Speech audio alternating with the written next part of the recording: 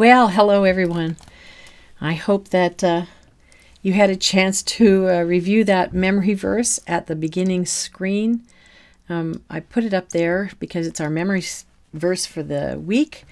And so if you didn't get it the first time, you can always go back and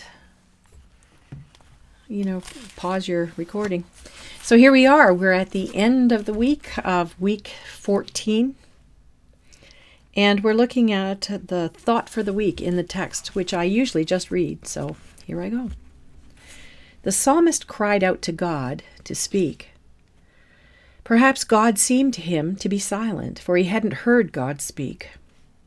But maybe God was speaking and he just wasn't listening or didn't hear. Maybe he needed to listen with his eyes.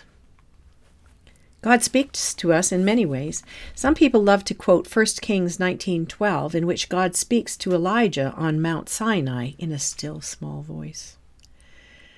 This is the King James Version translation. Others translate it as a gentle blowing or a low whisper. And from that they say, God speaks in a still small voice. And he did then. But God speaks in other ways too. Certainly at Mount Sinai in Exodus 19, when Moses spoke, God answered him with thunder. In chapter 20, Israel acknowledged that God was speaking in the thunder and lightning and trumpets, and they asked Moses to speak to them, for they were terrified and sure they would die. The scripture recounts how God called to Abraham, to Jacob, and then to Moses from the burning bush. He called to the young boy Samuel, who, while serving Eli at the tabernacle, heard God calling his name audibly and thought it was Eli. God spoke audibly to Jesus at his baptism, to Paul on the road to Damascus, and to Ananias in Damascus. He spoke at the Transfiguration and in Jerusalem. See John 12, verse 28. So we know that God has spoken audibly, and when he spoke, people listened. The writer of Hebrews tells us this. God, after he spoke long ago to the fathers in the prophets, in many portions and in many ways, in these last days has spoken to us in his Son, whom he appointed heir of all things, through whom he also made the world. That's Hebrews chapter 1, verses 1 and 2.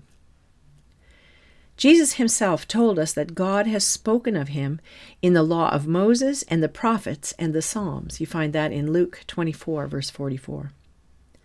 And God speaks in other ways than this. Romans tells us that he has spoken in his creation. For since the creation of the world, his invisible attributes, his eternal power and divine nature have been clearly seen, being understood through what he has made, so that they are without excuse. Romans 1, verse 20. He speaks through his deeds, his wonderful acts, and here is where we must listen with our eyes. We must look to see who he is. And this is what the psalmists have been talking about. If Israel had paid attention to what God had done for them, listening to him with their eyes, they would have known that he was faithful. They would have known that he had not abandoned them. They would have known that he would rise up in judgment against evil and vindicate the righteous. But they weren't listening. God sent prophet after prophet to declare his word, but Jesus rightly said that Jerusalem killed the prophets and stoned those sent to her. After Malachi, Israel had 400 years of prophetic silence. No prophet spoke to Israel audibly, and no word was written from God. But in those 400 years, the scripture that was already written was the witness, the voice of God. And God still acted on Israel's behalf, speaking to them of his continuing care. After the Maccabean revolt and the defeat of the Greeks who had defiled the temple, Israel sought to cleanse the temple. There was only enough consecrated holy oil to light the lamps in the temple for one day. But according to Jewish writings, the oil lasted 8 days. The commemoration of this act is called the Feast of the Dedication in the Gospel of John. Today it's called the Feast of Lights, or Hanukkah, and it is celebrated in December. In this event, God was telling his people that they could not on their own bring enough light into the world, but that he himself would bring light that would outlast their light. He would bring the light of the world. At the birth of Jesus, there was a star for all men to see. Wise men from the east followed this star to Bethlehem. They listened with their eyes and heard God speak through the star.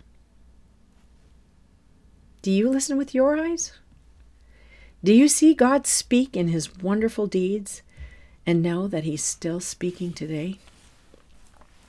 I know when I was raising my kids, I used to tell them, "Have you seen God working today?" Well, where are you looking? Have you heard God speaking? Were you listening? Often God will speak to us through the still small voice as we study his word. And I just wanted to encourage you to join us again for the next round of study that we do as we begin into week 15 and continue with the chapters of Psalms. So, ladies and gentlemen, carry on, press on, and we'll see you in the next one.